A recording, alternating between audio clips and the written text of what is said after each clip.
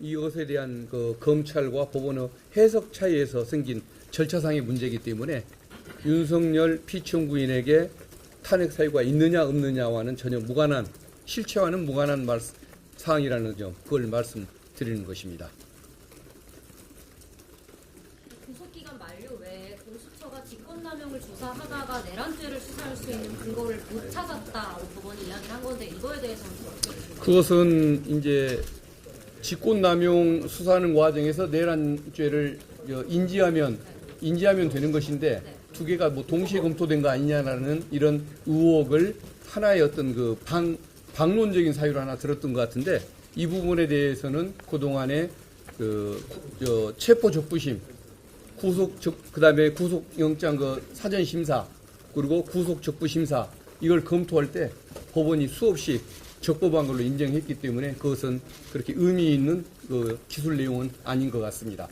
공수처가 내란죄를 수사할 수 있다고, 수사할 수는 없다라고 보는 건 아니라는 말이죠. 네, 그런 의견들도 제시하니까 이런 논쟁도 좀 참고를 한다라는 취지로 언급을 했지, 단정적으로 판단한 것은 아닌데, 이것은 수없이 세 번의 법원 판단 과정에서 문제가 없다고 판단했던 부분이니까 그렇게 의미 있게 받아들일 부분은 아니라고 판단하고 있습니다.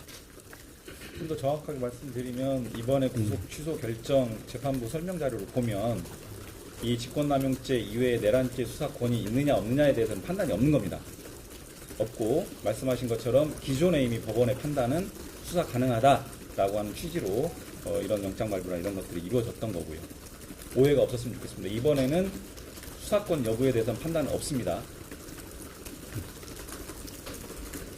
직권남용 수사하는 과정에서 내란죄 인지를 못했다는 거는 공수처의 수사 미비로 볼 수 있는 거 아니에요? 그건 이제 직권남용죄가 먼저냐, 내란죄가 먼저냐, 그 절차상의 순서가 먼저냐, 이런 걸 가지고 저쪽에서 이의를 제기하니까 그런 류의 어떤 시비도 제기된다는 점을 언급해 놓은 것인데, 내란죄에 대한 수사권이 없다는 얘기는 아니었었습니다. 네, 그래서 수사권이 없다는 얘기는 아닌 것 같은데, 예. 공수처가 수사를 좀 못한 거 아니냐, 제대로. 그 내란죄를 인지했으면 수사권이 있다고 판단 나왔을 수도 있는 거 아닌가, 그런 생각이 들어서요. 그런데 저는 이건 근본적으로 공수처의 문제를 지적하거나 잘못을 인정할 문제는 아닌 것 같습니다. 기본적으로 구속기관의 문제, 해석에 관한 문제이기 때문에 그것은 공수처를 비판하고 그럴 일은 아니라고 생각합니다.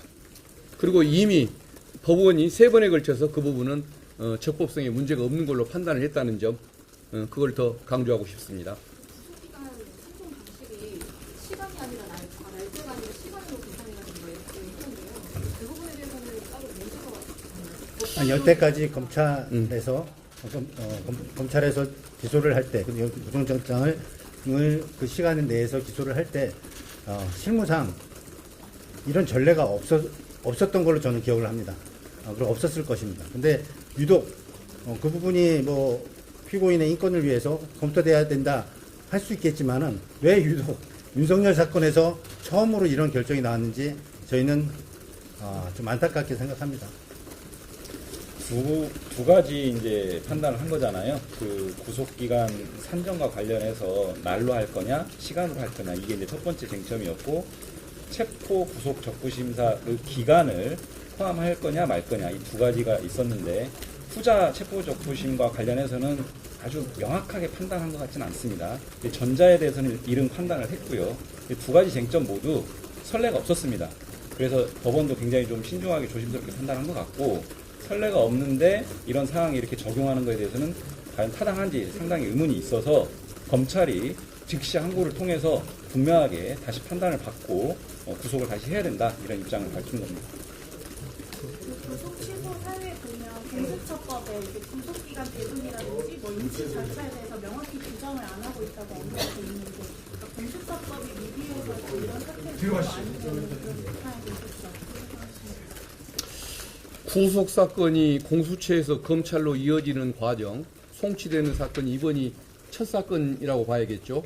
과거에는 불구속 때 불구속으로 이어지거나 공수처가 직접 기소했던 이런 사건들은 있었지만은 이처럼 구속에서 구속으로 이어지는 사건이 없는 그 첫 사례다 보니까 이것을 송치하는 절차라든가 이런 것들에 대해서 조금 뭐 법원이 좀 궁금한 점을 드러냈던 것 같은데 그것은 근본적인 문제는 아닌 것 같습니다. 송치하는 방식이야 뭐 의견서를 작성할 수도 있고 신명만 옮길 수도 있고 그런 것이기 때문에 이 법원의 그 뭐 지적 내용 자체가 내용상 불분명한 부분이라 그것은 위법 여부를 판단하는데 그렇게 중요한 영향을 줬던 것 같지는 않습니다.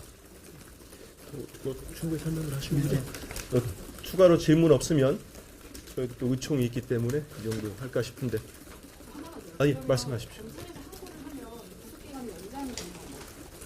지금은 이제 재판 기간이 있지 않습니까? 재판 기간이 있다면 6개월이라고 하는 그 1심 구속 기간이 있어서요. 그거는 이제 법원이 판단을 하게 될 것 같습니다. 네, 석방은 되는 거고 그 결정이 대해서 잘못됐다고 한다면 그때는 또 이제 다시 즉시 항고 결정이 나야. 네. 결정이 오늘 즉시 석방되는 건 아닙니다. 예, 예. 예. 즉시 항고했던 그렇게 기각 결정이 나거나 아니면 그럴 취하를 경우. 하거나 그럴 때 이제 석방이 됩니다. 자, 그러면 일단 이상 마치도록 하겠습니다. 예, 고맙습니다.